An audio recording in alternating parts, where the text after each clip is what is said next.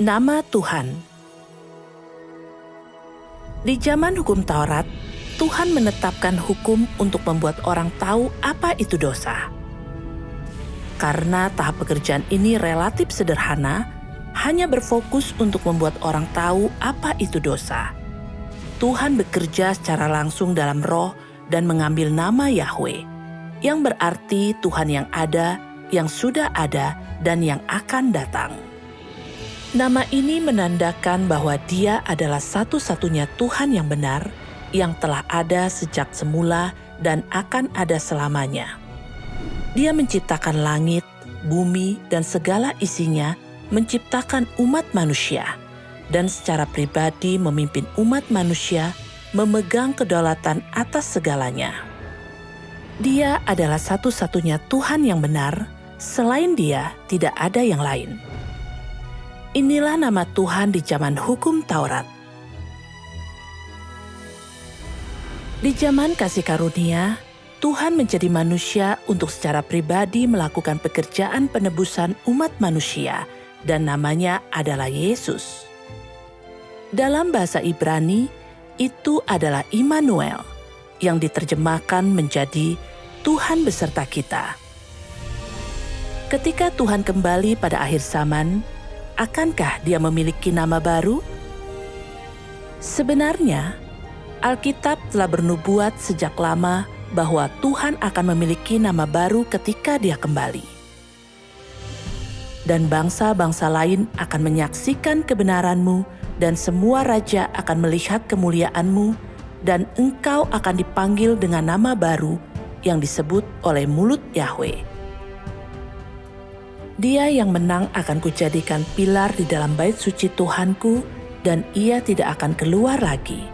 Dan aku akan menuliskan padanya nama Tuhanku dan nama kota Tuhanku, yaitu Yerusalem baru, yang turun dari sorga, dari Tuhanku, dan aku akan menuliskan namaku yang baru padanya.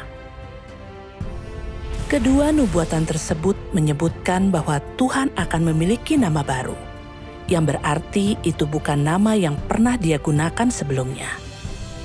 Oleh karena itu, ketika Tuhan kembali, Dia pasti tidak akan lagi disebut Yesus atau Yahweh.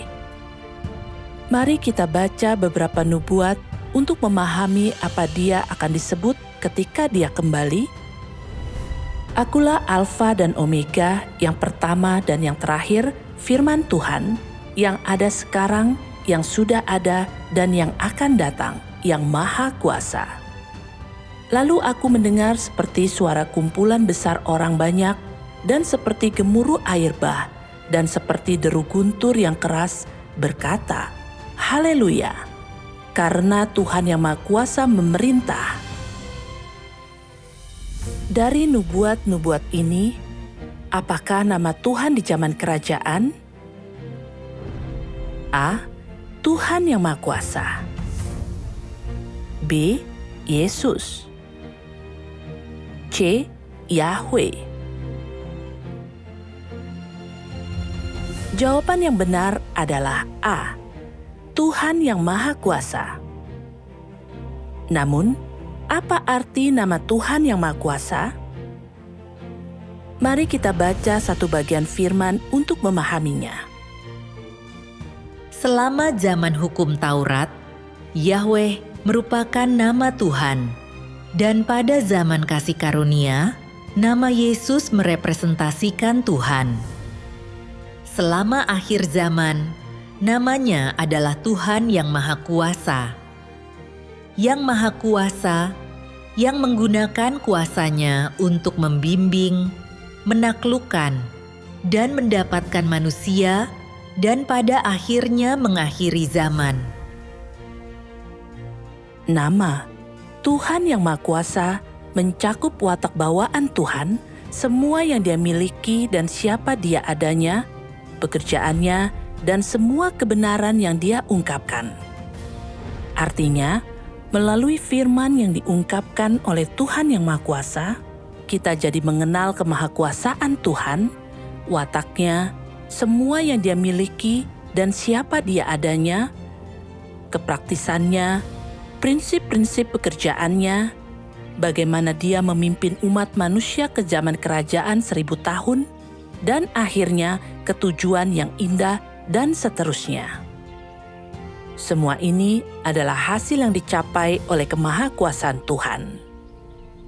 Terlebih lagi, Tuhan yang berinkarnasi pada akhir zaman hanya mengucapkan kebenaran, menggunakan firman untuk menghakimi dan menyingkapkan watak kita yang rusak, menggunakan firman untuk menyucikan dan menyelamatkan kita, menggunakan firman untuk menghukum semua kekuatan musuh, dan menggunakan firman untuk membangun kerajaannya. Segalanya ditegakkan dan diselesaikan oleh firman dari mulutnya, sebuah manifestasi yang jelas dari kemahakuasaannya. Oleh karena itu, nama Tuhan Yang Maha Kuasa menandakan lebih dari sekedar kuasanya untuk menyelamatkan kita dari iblis. Lebih penting lagi, itu mewakili Tuhan yang mengakhiri zaman kasih karunia, mengantarkan umat manusia ke era baru kerajaan 1000 tahun. Semua ini adalah pekerjaan yang diselesaikan melalui nama Tuhan Yang Maha Kuasa.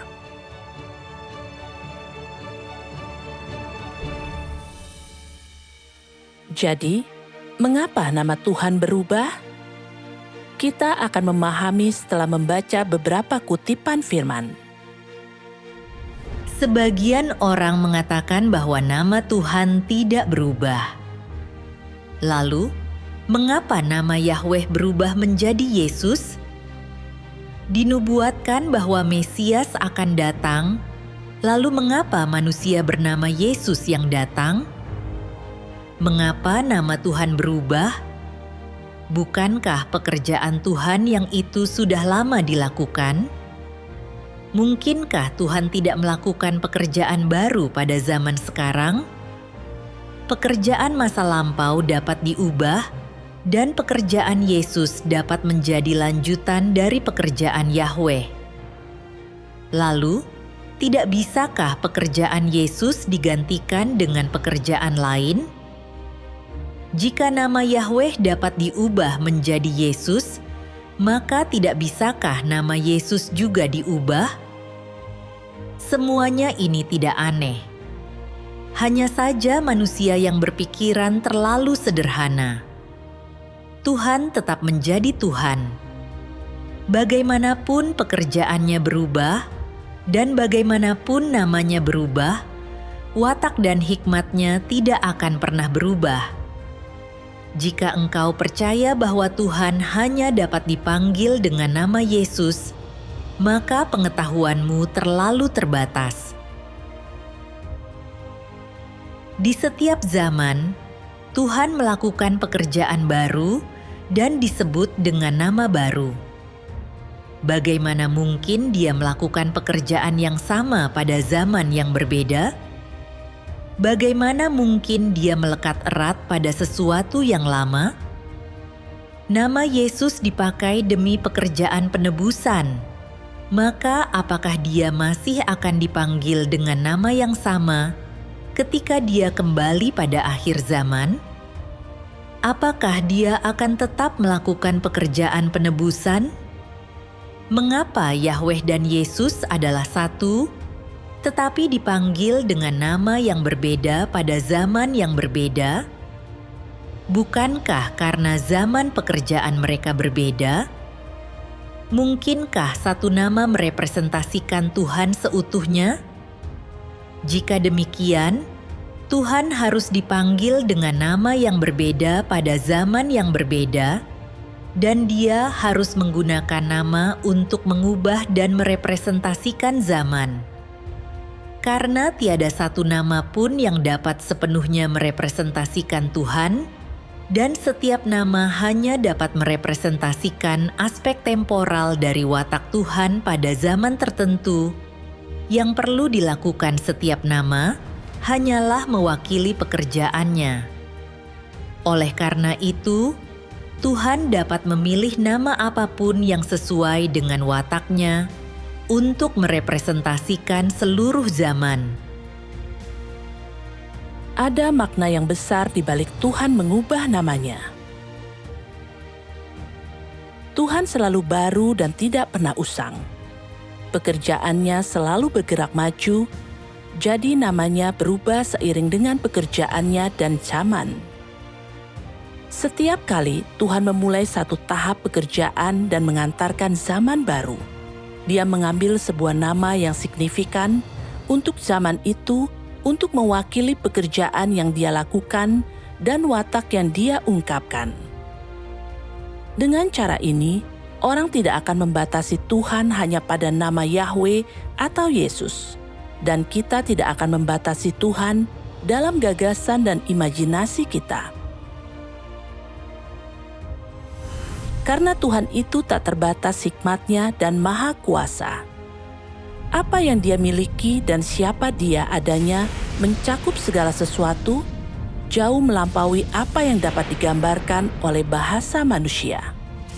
Tidak ada satu nama pun, apalagi satu atau dua, yang bisa sepenuhnya mewakili semua tentang siapa Dia. Oleh karena itu, Tuhan mengambil nama yang berbeda di setiap zaman. Misalnya, di zaman hukum Taurat, nama Tuhan adalah Yahweh. Nama ini mewakili pekerjaan Tuhan di zaman hukum Taurat dan watak belas kasihan, keagungan, dan murka yang Dia ungkapkan. Setelah itu, Tuhan menjadi manusia sebagai anak manusia, bekerja dan berbicara di bawah nama Yesus, mengantarkan zaman kasih karunia dan mengakhiri zaman hukum Taurat. Tuhan Yesus mengajarkan jalan pertobatan kepada orang-orang, mengampuni dosa-dosa orang, menganugerahkan kepada mereka damai sejahtera, sukacita, dan kasih karunia yang melimpah, dan pada akhirnya disalibkan untuk menebus seluruh umat manusia. Oleh karena itu, Tuhan menggunakan nama Yesus untuk zaman kasih karunia, mewakili pekerjaan penebusan dan watak kasih dan belas kasihan yang Dia ungkapkan. Jika pada akhir zaman, Tuhan Yesus akan kembali dan masih menggunakan nama Yesus, maka pekerjaan Tuhan akan terbatas pada pekerjaan penebusan. Oleh karena itu, untuk membuka zaman baru dan melaksanakan pekerjaan baru, Dia tentu tidak dapat disebut dengan nama yang sama. Pada akhir zaman, Tuhan Yesus akan kembali untuk bekerja di bawah nama Tuhan Yang Maha Kuasa, membuka zaman kerajaan, dan mengakhiri zaman kasih karunia. Dia akan mengungkapkan kebenaran dan melaksanakan pekerjaan penghakiman yang dimulai dari rumah Tuhan, menyelamatkan umat manusia secara menyeluruh dari dosa dan dari kuasa iblis, membuat sekelompok pemenang. Ini akan diikuti oleh malapetaka besar di mana Tuhan memberi upah kepada yang baik dan menghukum yang jahat, menghancurkan dunia yang gelap dan jahat ini. Selanjutnya, kerajaan Kristus akan muncul di bumi. Ini sepenuhnya menggenapi nubuat-nubuat dalam Wahyu. Akulah Alfa dan Omega, yang pertama dan yang terakhir, firman Tuhan, yang ada sekarang, yang sudah ada, dan yang akan datang, yang Maha Kuasa. Dan, haleluya, karena Tuhan Yang Maha Kuasa memerintah. Untuk lebih memahami aspek kebenaran ini, mari kita ambil sebuah contoh. Jika Anda seorang guru di sekolah, siswa akan secara alami memanggil Anda guru. Jika Anda berganti karir dan menjadi dokter, orang lain akan memanggil Anda dokter. Jika Anda kemudian membuka toko dan menjalankan bisnis, Anda akan dipanggil bos. Meskipun gelar Anda berubah dengan setiap profesi, Anda sebagai pribadi tidak berubah. Esensi Anda tetap sama. Ini menunjukkan bahwa meskipun peran yang berbeda mengarah pada gelar yang berbeda, perubahan gelar tidak mewakili perubahan esensi Anda.